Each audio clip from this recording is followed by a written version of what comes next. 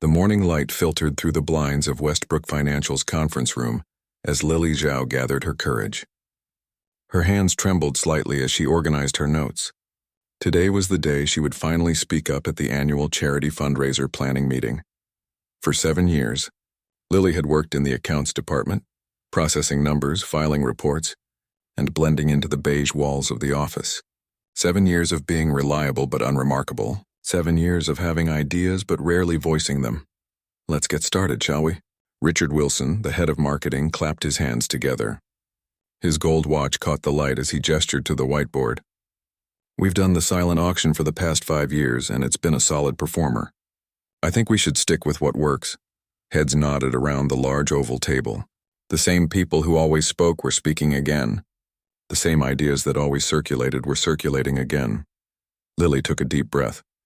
She'd been thinking about this for weeks, planning what to say, how to say it. The company's charity efforts raised money for music education in underfunded schools.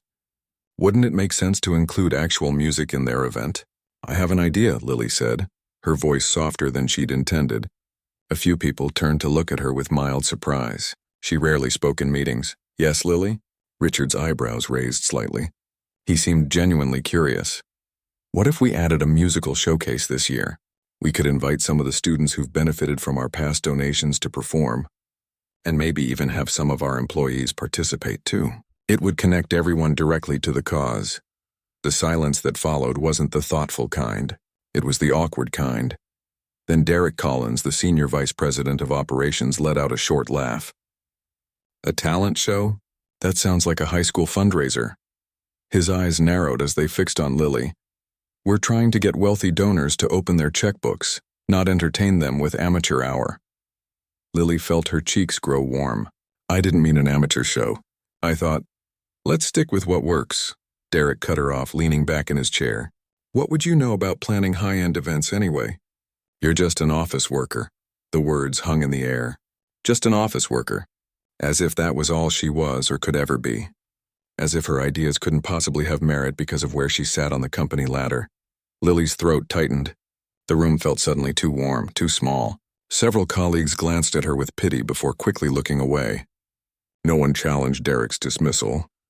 Moving on, Richard said, clearing his throat uncomfortably. Let's talk about auction items. Helen, you were going to report on last year's top performers? And just like that, Lily became invisible again. She wrote down notes mechanically as the meeting continued around her, but her mind was elsewhere. Back at her desk, Lily stared at her computer screen without seeing it. Just an office worker. The words echoed in her head, joining a chorus of similar dismissals she'd collected over the years. You doing okay? Asked Priya from the next cubicle over. You look like you're plotting a murder. Lily forced a smile. Just thinking about the meeting. Yeah, Derek was a total jerk to you, Priya said, rolling her chair closer. For what it's worth, I thought your idea was good. This company could use some fresh thinking. Thanks, Lily said. It's fine. I'm used to it. But was that really something to be proud of, being used to being dismissed? At 5 o'clock, Lily packed up her things and headed to the elevator. As the doors were closing, a hand shot through the gap. Hold the elevator. It was Derek Collins.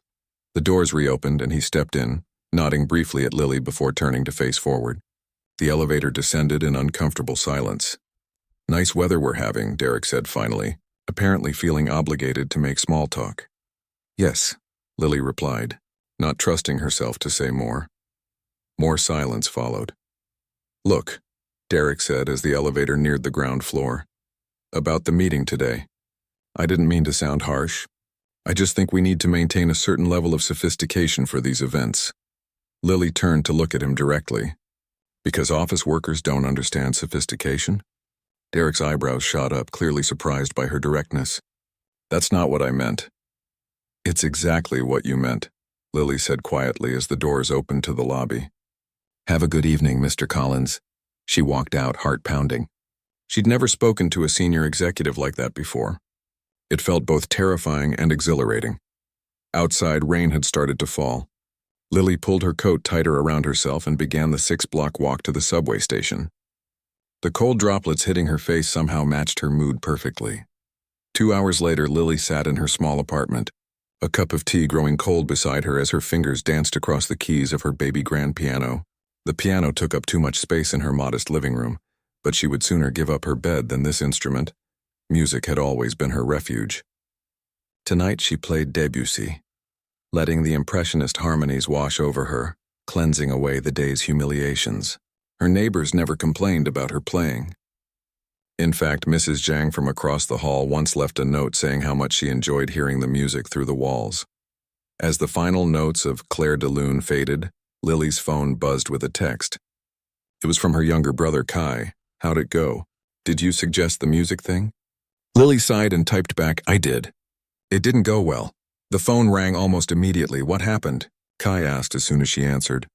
Oh, you know. I was told to stay in my lane. Apparently, office workers shouldn't have opinions about fundraisers. That's garbage, Kai said.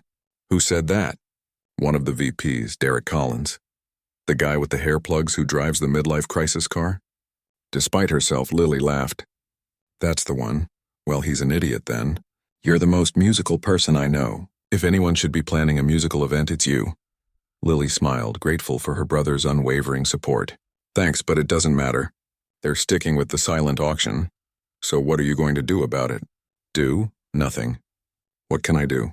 That doesn't sound like the sister who used to practice piano 6 hours a day and made it to Juilliard. Lily winced. That was a long time ago. Not that long. And that person is still in there somewhere. After they hung up, Lily walked back to her piano and lifted the bench lid, pulling out a worn leather binder. Inside were the programs from her recitals as a child and teenager. Regional competitions, state finals, the acceptance letter to Juilliard.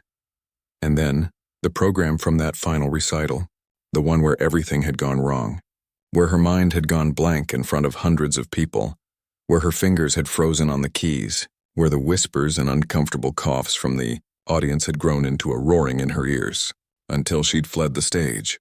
She had never performed in public. Again. Lily closed the binder and returned it to its hiding place. Her brother was right about one thing: she did know music. What Derek didn't know, what none of them at work knew, was that before she was just an office worker, she had been destined for concert halls. The next morning, Lily arrived at work earlier than usual. She spent a few minutes gathering her resolve, then walked purposefully to Richard Wilson's office. Do you have a minute? She asked, hovering in his doorway. Richard looked up from his computer, surprised. Of course, Lily, come in. She sat down across from him, back straight, hands folded in her lap to hide their slight trembling. I wanted to follow up on my suggestion from yesterday's meeting, she said. Richard looked uncomfortable. Look, I'm sorry about how Derek responded. That wasn't appropriate. I appreciate that, but that's not why I'm here, Lily said. I still think a musical element would elevate our fundraiser, especially given that we're raising money for music education. I understand. But I've put together some thoughts on how it could work. She handed him a neatly typed one-page proposal. It wouldn't replace the auction, just enhance it. And I'd be willing to handle all the coordination.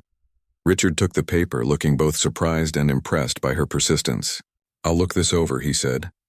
But I can't promise anything. That's all I'm asking, Lily replied, standing up. Thank you for your time. As she walked back to her desk, she felt dozens of eyes on her. Word traveled fast in offices. Everyone had heard about yesterday's meeting, and now they'd seen her march into Richard's office first thing in the morning. Priya gave her a thumbs up as she passed. For the first time in a long time, Lily didn't feel invisible. Whether her idea was accepted or not, she had refused to be silenced. She had refused to be just an office worker, and somehow that felt like its own kind of music. 3 days had passed since Lily had handed her proposal to Richard. 3 days of wondering and waiting. 3 days of colleagues stopping by her desk with curious glances, asking if she'd heard anything yet. Still nothing. She told Priya for the 3rd time that afternoon. Maybe he just threw it away. Not a chance, Priya said, leaning against Lily's cubicle wall. Tina from HR told me she saw him showing your proposal to the event committee yesterday. They're actually considering it. Lily's stomach did a little flip. Really? Really? You've got people talking, Lily Zhao. That's not a small thing around here. As if summoned. By their conversation, Richard appeared at the entrance to Lily's cubicle, looking slightly harried. Lily, do you have a minute? I'd like to discuss your proposal. Priya shot Lily an excited thumbs up behind Richard's back as Lily stood up to follow him. In the small conference room, Richard closed the door and gestured for Lily to sit. "I've shared your ideas with the committee, and I have to say, everyone was quite impressed with the thought you put into this." Lily's heart raced. "Thank you. We particularly like the suggestion to feature students who've benefited from our foundation's support. It creates a direct emotional connection to our cause." Richard shuffled some papers on the table. "However, we're concerned about the logistics of adding employees to the performance roster. The quality could be unpredictable." "I understand that concern," Lily said carefully, "but I think it would create greater buy-in from the staff, and we could hold auditions to ensure quality." Richard nodded slowly. "That's reasonable. But who would organize all of this? Our event planning team is already stretched thin with the auction preparations." Lily took a deep breath. "I would. I'd handle the auditions, the scheduling, the rehearsals, everything. That's a lot to take on alongside your regular duties." "I know. But it's important to me." Lily hesitated, then added, "And I have some background in music that might be helpful." Richard's eyebrows rose. "Oh, what kind of background?" Lily felt her cheeks warm. She rarely talked about her past. "I studied piano for many years. I was quite serious about it before I went into finance."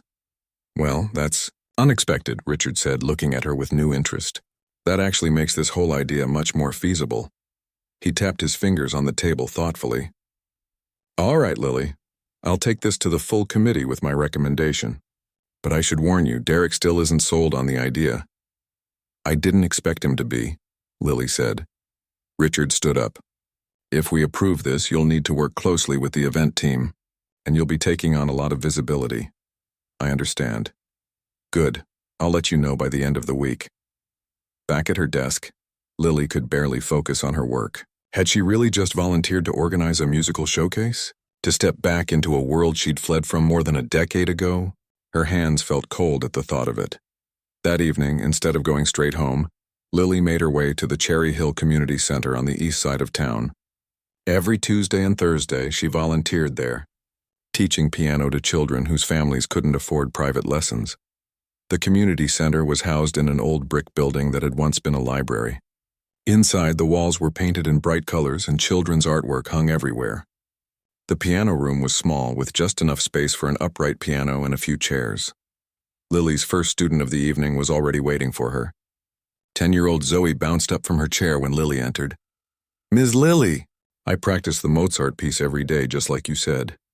"That's wonderful, Zoe. Let's hear how it sounds." As Zoe played, Lily watched her small fingers move across the keys. There were mistakes, of course, but also moments of real beauty. Lily could see herself at that age. The same focus, the same joy in creating sound. "That was excellent progress," Lily said when Zoe finished. "Now remember what we talked about with the phrasing in the middle section? Let's try that part again." Over the next 2 hours, Lily worked with 3 more students. Last was 12-year-old Miguel, who had only been playing for 6 months but showed remarkable talent. "I'm nervous about the recital next month," Miguel admitted as their lesson was wrapping up. "What if I mess up and everyone laughs at me?" Lily felt a pang in her chest. How many times had she said something similar to her own teachers? "Everyone makes mistakes, Miguel. Even professional pianists." "Really?" Miguel looked skeptical. "Have you ever messed up when playing?" Lily's throat tightened. "Yes," she said softly. "I have. What did you do?" What had she done? She'd run away. She'd given up. She'd hidden her talent in a small apartment where only her neighbors could hear. "I didn't handle it well," Lily admitted, "but I wish I'd done what I'm about to tell you to do." Miguel leaned forward, curious. "When you make a mistake, take a breath, find your place in the music, and keep going. The audience might not even notice, and if they do, they'll forget it as soon as you play something beautiful again." Miguel nodded solemnly. "I'll try to remember that. And one more thing," Lily added. "Remember why you're playing. Not to be perfect, but because you love the music." As Miguel left with his mother, Lily sat alone at the piano, her own words echoing in her head. Why had she stopped playing publicly? Because of one bad performance? Because she was afraid of making mistakes? She placed her fingers on the keys and began to play the piece that had been her downfall all those years ago, Rachmaninoff's Piano Concerto No. 3. the piece that had broken her on stage at Juilliard. Her fingers moved tentatively at first, then with growing confidence as the familiar notes came back to her. She missed a chord in the development section, fumbled a run of notes, but she didn't stop. She kept playing all the way through to the end. That was beautiful. Lily jumped. She hadn't realized anyone was listening. Standing in the doorway was Beth Chen, the community center's director. "Sorry to startle you," Beth said. "I was locking up the art room and heard you playing." "I've never heard you play anything like that before." Lily's face grew warm. "It's an old piece I used to know." "Used to? Sounds like you still know it pretty well." Beth came into the room and sat down in one of the small chairs. "You know, we've never talked much about your background. How long have you been playing?" "Since I was 4, Lily replied. "My parents got me a toy piano and I wouldn't stop playing it. So they got me a real one in lessons. And then I was good at it. Very good, actually." The words felt strange to say out loud. "I went to music school, Juilliard." Beth's eyes widened. "Juilliard? And now you're working in an office and volunteering to teach beginners?" "Life doesn't always go as planned," Lily said with a small smile. "Clearly." Beth studied her for a moment. "You know, we're having a fundraiser concert next month. We've got a local chamber group performing, but we could use an opening act, someone to play a few pieces while people are arriving and finding their seats." Lily's stomach knotted. "Oh, I don't perform anymore." "That's a shame," Beth said, "because what I just heard was concert-worthy." "Thank you, but I can't," Beth shrugged. "Well, if you change your mind, the offer is open." She stood up. "And Lily? Whatever happened to make you stop performing, it's never too late to start again." The next morning, Lily arrived at work to find an email from Richard waiting in her inbox. The subject line read, "Musical Showcase Approved." Her heart raced as she opened it. "Lily," the email began, "the committee has approved your proposal for the musical showcase with a few minor adjustments. See attached. Congratulations. This is an exciting addition to our annual fundraiser. Please coordinate with Jenny in events to get started on the planning process. Note that Derek has requested regular updates on your progress." Richard Lily read the email 3 times. They had approved it. Her idea was going forward, and Derek wanted regular updates. Of course he did. He was probably hoping she would fail, as if thinking of him had summoned him. Derek Collins appeared at her cubicle. "I hear your musical sideshow got the green light," he said, his voice neutral. Lily looked up at him. "Yes, it did." "Well, don't let it interfere with your actual job duties. And remember, this is a high-profile event with our biggest donors. If this music thing flops, it reflects badly on all of us." "I understand," Lily said, meeting his gaze steadily. "It won't flop." Derek looked like he wanted to say more, but instead just nodded curtly and walked away. Priya slid her chair over as soon as he was gone. "What was that about?" "Just Derek being Derek," Lily said. She turned her computer screen so Priya could see the email. "They approved my idea." Priya's face lit up. "That's amazing. We need to celebrate. Drinks after work?" "I can't tonight. I have to start planning the auditions." "Auditions? For the employee performers?" Lily nodded, a plan already forming in her mind. "And I need your help spreading the word. I want everyone to know about this opportunity, especially people Derek would never expect to have talent." For the first time in years, Lily felt a spark of excitement that had nothing to do with spreadsheets or financial reports. She was stepping back into the world of music, not as a performer, not yet, but as someone who could create a space for others to shine. And maybe, just maybe, she was on her way back to herself. The conference room buzzed with nervous energy as Lily set up her laptop. It was audition day. Over the past week, she'd been surprised by how many of her colleagues had signed up. 23 in total. From all departments of Westbrook Financial. Jenny, from the events team, helped Lily arrange the chairs in a semicircle. "I still can't believe how many people signed up," Jenny said, placing a pitcher of water and cups on the side table. "I had no idea we had so many closet musicians around here." "People surprise you," Lily replied, thinking of her own hidden talents. The door opened, and Richard poked his head in. "All set?" "Yes, we're ready to start." "Good. The committee is very excited to see how this shapes up." He used. "Derek wanted me to remind you that we need to maintain a certain standard of quality." "I understand," Lily said, keeping her voice even. Of course Derek was still trying to control this even though it was her project now. Richard lowered his voice. For what it's worth, I think this was a brilliant idea. It's bringing people together already. As he left, the first auditionees began to arrive. Lily recognized most of them but was surprised by some. There was Hector from IT, whom she'd barely spoken to before. Naomi from legal, who always seemed so serious. And even Walter, the 60-something head of accounting who moved slowly with a cane. Lily stood to address the group. Thank you all for coming. As you know, we're looking for performers for the charity fundraiser next month.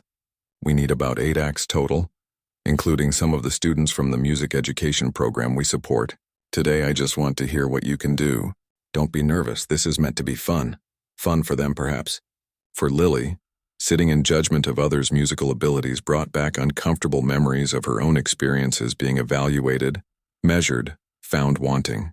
She pushed the thought away and smiled encouragingly at the first volunteer. Over the next 2 hours, Lily was genuinely amazed by what she heard and saw. Hector played classical guitar with surprising delicacy. Naomi sang opera with a voice that filled the room. 3 young analysts performed as an a cappella group with perfect harmonies. The biggest surprise was Walter. When his turn came, he shuffled to the center of the room and pulled a harmonica from his pocket. I haven't played for an audience in some time, he said, his voice gravelly. But here goes nothing.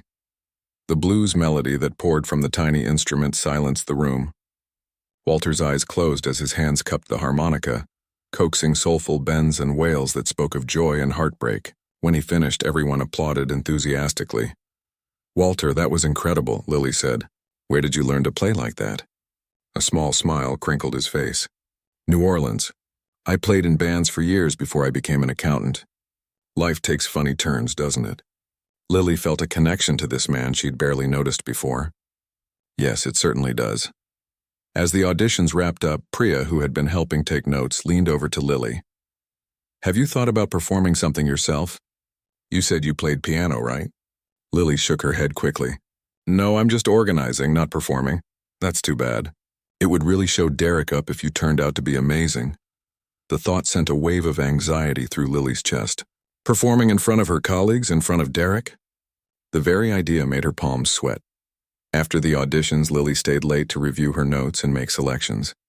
She'd expected maybe 1 or 2 decent acts, but instead had an embarrassment of riches. She could easily fill the program with talented Westbrook employees. As she gathered her things to leave, she was surprised to find Derek waiting in the hallway outside the conference room. How did it go? He asked, his tone neutral. Very well, actually. We have more than enough talent for the showcase. Derek nodded slowly. Richard seemed impressed with what he saw. Apparently Walter's harmonica playing was quite something. It was. Lily agreed, unsure where this conversation was going. I'm still concerned about how this will all come together, Derek said. Amateur performances can be charming in the right context, but our donors expect sophistication. Lily felt a flare of irritation. I think you'll be surprised by the quality. And remember, the students from the music program will be performing too. That's the whole point, to showcase what their education has made possible. And who's accompanying these students? I've arranged for a professional pianist from the community music school. Derek raised an eyebrow. That's an additional expense. It's already approved in the budget, Lily said evenly. Unless you'd prefer I play for them myself? The words slipped out before she could stop them. It was meant to be sarcastic, but Derek's expression changed to one of surprise. You play piano? Lily hesitated. I used to. How well? Well enough. She shifted her bag to her other shoulder, uncomfortable with the direction of the conversation. Derek studied her for a moment. You continue to surprise me, Lily Zhao. Most people are more than what they seem at first glance. Mr. Collins. 2 weeks later, Lily sat in the empty auditorium they'd rented for the event, watching the stage crew set up the lighting. The showcase was just 10 days away and everything was coming together nicely. The employee acts had been rehearsing diligently. The students from the music program had been selected and were practicing their pieces, and Lily had managed to avoid answering any more questions about her own musical abilities. Earth to Lily. Jenny waved a hand in front of Lily's face. I asked if you've decided on the program order yet. Sorry, I was distracted. Lily pulled out her tablet and showed Jenny the rundown she'd created. I thought we'd start with the employee acts, then bring on the students for the second half, ending with their group piece. That leaves the most emotional impact for the end, right before the donation appeal. Jenny nodded approvingly. Smart. Oh, and we just got some bad news. The pianist from the community music school has the flu, and she doesn't think she'll be recovered in time. Lily's stomach dropped. But we need someone to accompany the students. Especially for the final piece, I know. Richard suggested we try to find another professional, but on such short notice, Lily bit her lip. The final piece was a simplified arrangement of Beethoven's Ode to Joy that all 12 student musicians would perform together. It needed a strong piano foundation to hold it all together. I could do it, Lily said quietly. Jenny looked up from her clipboard. You? Yes, I can play well enough to accompany the students. Jenny's eyes widened. Are you sure? It's a big audience. All the company executives will be there, plus the donors. The thought made Lily's heart race, but she thought of Miguel and what she'd told him about facing his fears. I'm sure. It's just accompanying, not a solo performance. I'll be fine. That evening, Lily met with the student group for their rehearsal. Working with them had been one of the unexpected joys of this project. Ranging in age from 8 to 16, they played violin, cello, flute, clarinet, and trumpet, most of them on instruments provided by the program Westbrook supported. Ms. Lily's going to play piano with us for the big concert, announced 8-year-old Thomas, the youngest violinist, as soon as the other students arrived. Really? 16-year-old Anna, who played cello with remarkable skill for someone who'd only had lessons for 2 years, looked at Lily with new interest. I thought you were just the organizer. I used to play quite a lot, Lily said, sitting down at the upright piano in the rehearsal room. Now, let's run through the piece and see where we need work. As they played together, Lily found herself relaxing into the music. These children weren't judging her. They were just happy to have someone to play with them, to help them sound their best, and despite their varying skill levels, there was real joy in their playing. After rehearsal, Anna lingered behind as the others packed up their instruments. You're really good, she said to Lily. Like professional good. Why didn't you tell us before? Lily smiled. It wasn't relevant before. My teacher says I could apply to music school if I keep improving, Anna said. But my parents think it's not practical. They want me to study business or law. And what do you want? Lily asked. Anna hugged her cello case. I love playing, but I also don't want to disappoint my family. They've sacrificed a lot for me. Lily recognized herself in this talented teenager. How many times had she heard similar arguments from her own parents? How different might her life have been if she'd found a way to balance both worlds instead of abandoning music after one failure? You know, Lily said carefully, it doesn't have to be either or. There are ways to keep music in your life even if you choose another career path. Is that what you did? Lily thought about the baby grand in her apartment, the hours she still spent playing alone. Not exactly, but I'm learning that it's never too late to find that balance. The day before the showcase, Lily received an unexpected call from Richard. We have a situation, he said, his voice tense. The student who was going to play the violin solo has come down with the same flu as the pianist. His teacher just called to let us know he can't perform. That's terrible, Lily said, but we can adjust the program. Maybe extend one of the other student pieces. The problem is that violin solo was supposed to be right before the donation appeal. It's the emotional high point of the whole event. The boy was going to talk about how the program changed his life, and then play the piece his grandfather taught him before he died. It's the whole reason we invited his specific donor to attend. Lily's mind raced. What about one of the other students? None of them know the piece and there's no time to learn it now. Richard paused. Lily, I hate to ask this, but is there any chance you could perform something? A piano solo? Just for 3 minutes before the group piece? The request hit Lily like a physical blow. Play a solo? In front of everyone? In front of Derek? I don't know if I can, she stammered. Please consider it, Richard said. Without that emotional moment, I'm worried the donation appeal won't have the same impact. And this whole showcase was your idea, your vision. It would to be fitting for you to be part of it. After they hung up, Lily sat at her desk, staring blankly at her computer screen. A solo performance. The thought made her feel physically ill.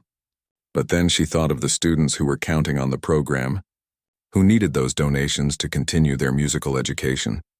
And she thought of what she'd told Miguel about making mistakes. Take a breath, find your place in the music, and keep going. Maybe it was time to take her own advice. The night before the showcase, Lily couldn't sleep. She sat at her piano in the darkness of her apartment, her fingers moving silently over the keys without pressing them down. In her mind, she heard the music perfectly. Chopin's Nocturne in E-flat major, the piece she had chosen to play. It was a piece she knew by heart, one that had always brought her comfort. Not too flashy, not too technically demanding, but beautiful in its simplicity and emotion. A safe choice, but was safe what she really wanted? Lily thought about Derek's dismissive words. Just an office worker. About all the years she'd spent hiding her true self, playing it safe. About the students who looked up to her, especially Anna, who was facing the same crossroads Lily had faced years ago. Her phone buzzed with a text. Who would be messaging her at midnight? It was her brother, Kai, just checking in. Nervous about tomorrow? Lily smiled in the darkness. Somehow Kai always seemed to sense when she needed support. Terrified, she texted back. I haven't played in public in 12 years. You've got this. Play something that matters to you. Something that matters. The Chopin was beautiful, but it wasn't the piece that lived in her soul. It wasn't the piece that had both broken her and defined her. Lily's hands moved to the opening notes of Rachmaninoff's Piano Concerto No. 3, the piece that had been her downfall at Juilliard. The piece she had been practicing alone for years, as if trying to exorcise a ghost. She played the first few measures softly, feeling the familiar ache in her chest. This piece demanded everything: technical precision, emotional depth, physical stamina. It had destroyed her once. Could she really face it again? Another text from Kai. Remember what Mom always said? If you're going to take a risk, make it a big one. Lily smiled. Their mother, a practical woman who had immigrated to America with nothing but a suitcase and a dream, had always pushed her children to be bold despite her own caution. Thanks, she texted back. I think I know what I need to play. The next morning dawned clear and bright. Lily arrived at the auditorium early, needing time to settle her nerves. The stage crew was making final adjustments to the lighting. The catering staff was setting up refreshments in the lobby. Everything was coming together. There you are. Jenny hurried over, clipboard in hand. I've been looking everywhere for you. We have a slight change in seating arrangements. Derek has invited some special guests, potential big donors, and they need to be in the front row. Of course he had. Lily took a deep breath. That's fine. Do you have the updated list? Jenny handed her a printout. Also, what piece are you playing? I need to add it to the program. Lily hesitated. She still wasn't entirely sure she was making the right choice. Put down Rachmaninoff, Piano Concerto No. 3, first movement. Jenny's eyes widened. Isn't that like really hard? I googled famous piano pieces after you agreed to play, and that one came up as one of the most difficult ever written. It is, Lily said quietly. And you can play it? We'll find out tonight, won't we? Throughout the day, Lily moved through her tasks mechanically, checking sound equipment, reviewing the program order, making sure the students had their pre-performance snacks. All the while, her mind kept returning to the music, mentally practicing difficult passages. An hour before the doors were set to open, she finally had a moment alone. She made her way to the small practice room backstage where a simple upright piano waited. This would be her only chance to actually play through the piece before her performance. As she sat down at the bench, the door opened behind her. Lily turned, expecting to see Jenny with another last-minute change. Instead, it was Derek Collins. Lily, he said, looking uncomfortable. Do you have a minute? Her hands rested silently on the keys. I was just about to practice, but yes, I have a minute. Derek stepped into the room, closing the door behind him. I wanted to say, that is, Richard told me you're filling in with a piano solo tonight. Yes, one of the students is sick. That's very dedicated of you. Derek cleared his throat. Look, I know I've been skeptical about this whole showcase idea, but I have to admit, from what I've seen during the rehearsals, it's coming together remarkably well. Lily wasn't sure how to respond. This was as close to an apology as she was likely to get from Derek Collins. Thank you, she said simply. Derek nodded. Well, I'll let you practice. Break a leg or whatever it is musicians say to each other. As he turned to leave, Lily called after him. "Mr. Collins?" He paused at the door. "Thank you for giving my idea a chance." After he left, Lily turned back to the piano. She had 20 minutes to run through a piece that normally took 40 to perform in its entirety. She would have to be selective. She started with the opening theme, letting her fingers remember the way. Then she jumped to the cadenza, the most technically demanding section. Her hands stumbled over a few passages. It had been years since she'd played on a real stage piano instead of her familiar instrument at home. But the muscle memory was there, buried deep. A knock at the door interrupted her practice. "10 minutes to doors," called Jenny. Lily's heart raced. There was no more time to practice. No more time to second-guess her choice. It was time. The showcase began right on schedule. Lily watched from backstage as her colleagues performed one by one. Hector's guitar piece was met with enthusiastic applause. Naomi's operatic aria brought gasps of surprise from the audience. Walter's harmonica blues had people swaying in their seats. The student performances were even more moving. Despite their occasional technical mistakes, their genuine love for music shone through. Lily felt a surge of pride watching them, especially when Anna performed her cello solo with such passion that several audience members wiped away tears.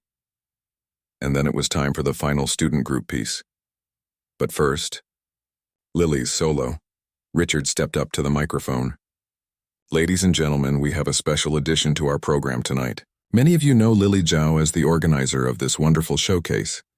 But what you may not know is that she is also an accomplished pianist. She has graciously agreed to perform for us tonight. Please welcome Lily Zhao." The applause felt distant, as if it were happening in another room. Lily walked to the grand piano at center stage, her legs moving automatically. The spotlight felt hot on her face. She could make out the first row of the audience: Richard, the other executives, Derek, and his special guests. She sat down at the piano bench and adjusted it slightly. The keys gleamed under the stage lights. She placed her hands on them, feeling their cool smoothness.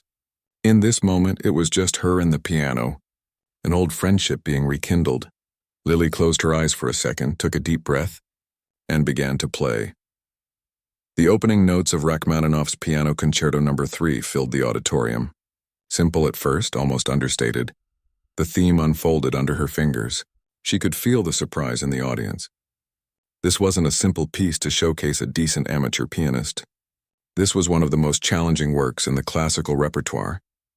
As the piece progressed, growing more complex, more emotional, Lily felt herself being drawn deeper into the music. Her fingers flew across the keys in the runs and arpeggios. Her whole body moved with the crescendos and diminuendos. This wasn't just playing. This was speaking through the piano.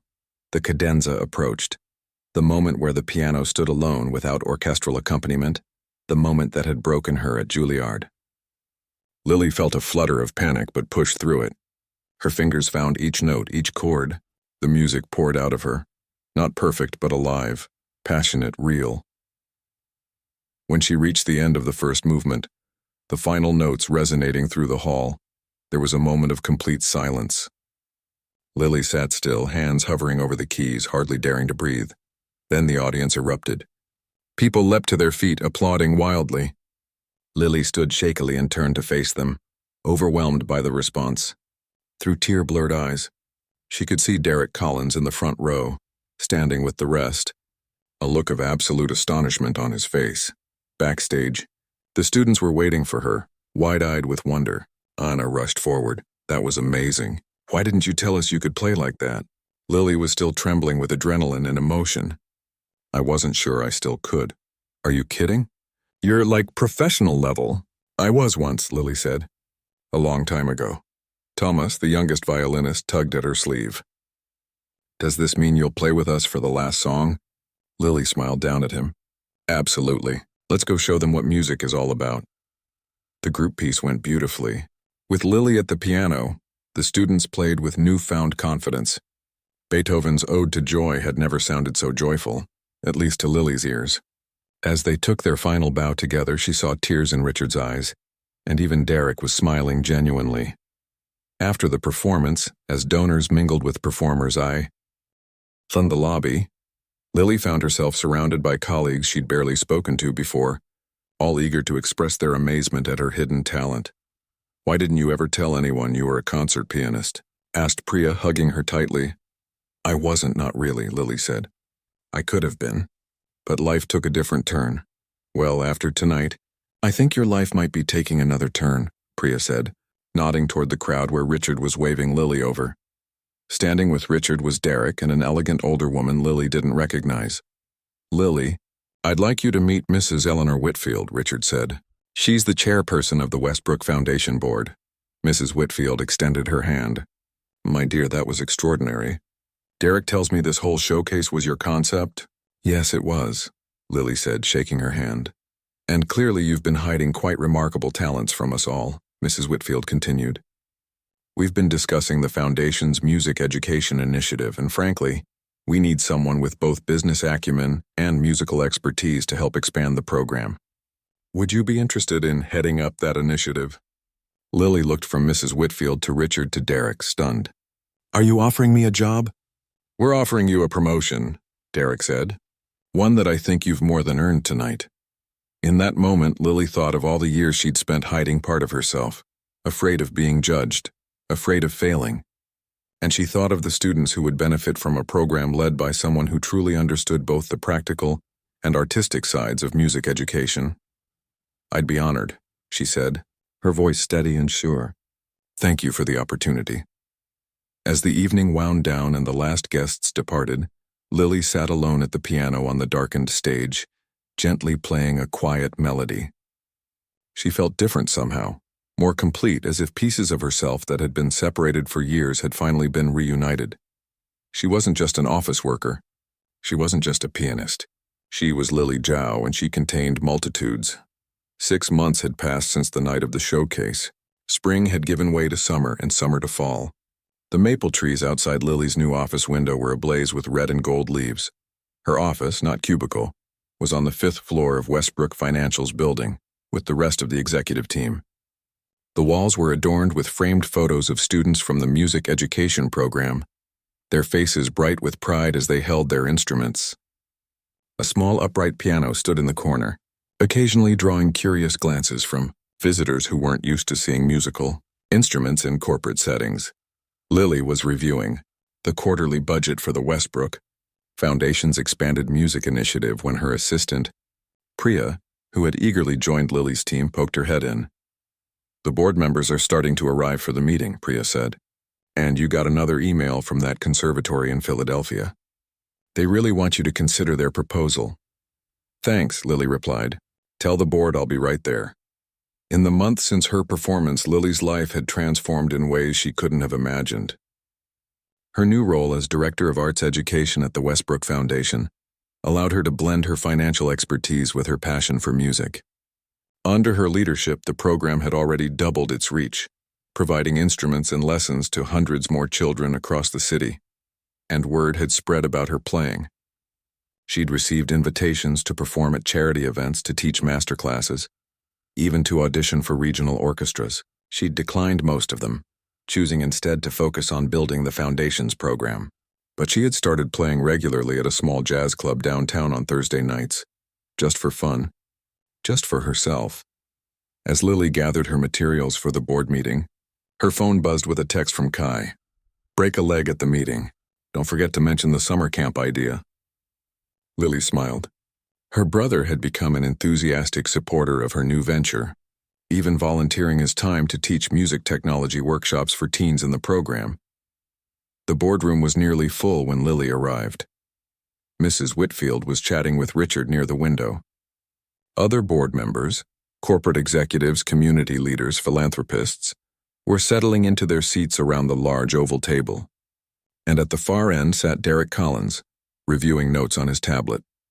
Their relationship had evolved into something Lily wouldn't quite call friendship, but was certainly more than mere collegiality.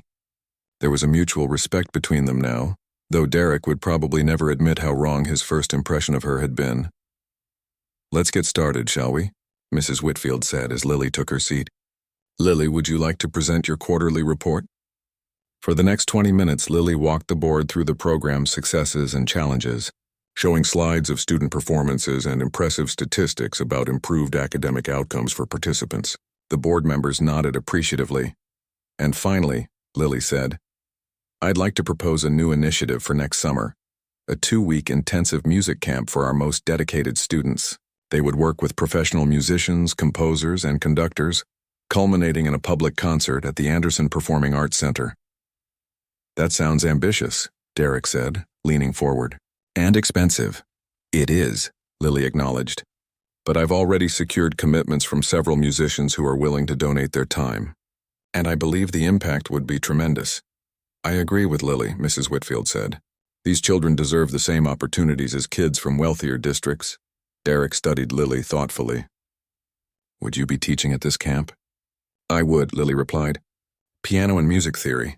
Derek nodded slowly. Well, if you're personally involved, I'm confident it will be a success. You've proven your ability to exceed expectations. He paused. The finance committee will support this initiative. After the meeting concluded, Lily lingered in the boardroom, gathering her papers. Derek approached her as the others filed out. That was an excellent presentation, he said. Very thorough. Thank you, Lily replied. Derek hesitated, seeming uncharacteristically unsure of himself. I wanted to ask you something. My niece is turning 11 next month, and she's been taking piano lessons for about a year. She's quite good, according to her teacher. I was wondering if you might be willing to meet with her. She was at the showcase last spring and hasn't stopped talking about your playing since. Lily was surprised by the request and touched. I'd be happy to meet her. Maybe she could join our youth program. That would be wonderful, Derek said. Thank you. He turned to leave, then paused. You know, Lily, I've been thinking a lot about first impressions lately. How wrong they can be. They often are, Lily agreed. But it's what we do after we realize our mistake that matters. That evening, Lily drove to the Cherry Hill Community Center for her regular teaching session. The old building looked a little brighter these days, thanks to a fresh coat of paint and some new equipment funded by the Westbrook Foundation. Beth Chen met her in the hallway. There you are. I was just about to call you. We have a situation with the recital next week. The accompanist can't make it. Lily smiled. Let me guess, you need me to fill in? Would you? I know you're busy with your fancy new job and all. I'll always have time for this, Lily said, gesturing around the community center. This is where it all started again for me. Her first student was waiting in the piano room, Miguel, who had grown 2 inches since Lily had first started teaching him.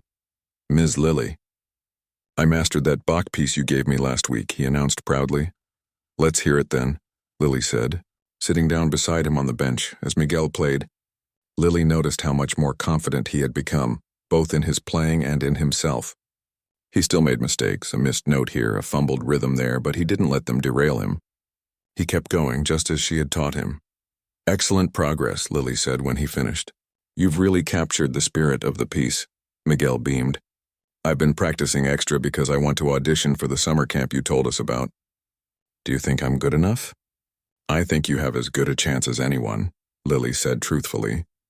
But you know what matters most isn't how good you are right now. It's how dedicated you are to improving. After Miguel's lesson, Lily taught 3 more students before ending with Anna, the teenage cellist who reminded Lily so much of herself. I got accepted to the Young Artist program at the conservatory, Anna announced as soon as she arrived. The Saturday classes you told me about. That's wonderful, Lily exclaimed. I knew you could do it.